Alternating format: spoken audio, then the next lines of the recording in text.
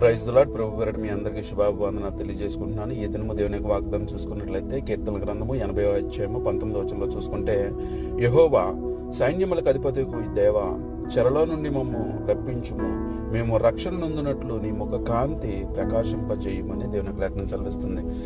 మేము అంధకారంలో ఉన్నాము, మేము పాపంలో ఉన్నాము, మేము శోధనలో ఉన్నాము, మేము ఇబ్బందుల్లో ఉన్నాము, మేము అప్పుల్లో ఉన్నాము, తిండి లేక అఘోరిస్తున్నాము, చాలా ఇబ్బందులతో కూడినటువంటి మరణ ఛాయలు మా యొక్క ముందు తిరుగుతూ ఉన్నాయి.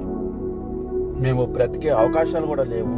మా మీద అనేక మంది కనుదృష్టి పెట్టి ఉన్నారు, ఎప్పుడు మేము వెళ్ళిపోతామా అని. అలాంటి పరిస్థితుల నుంచి మమ్మల్ని నడిపిస్తేనే కానీ, మమ్మల్ని ఆ చెరలో నుంచి విడిపిస్తేనే కానీ, నీ రక్షణ మాకు అనుగ్రహిస్తేనే కానీ మేము బ్రతకలేము ప్రభు అని ఇశ్రాయేలు ప్రజలు మొరపెడుతున్నారు. అలాంటి స్థితి వాళ్ళకి రాకమునిపై వాళ్ళని చూసి మనం దేవుని యందు భయభక్తులు కలిగి ఉండగలిగితే దేవుడు మనకి రక్షణ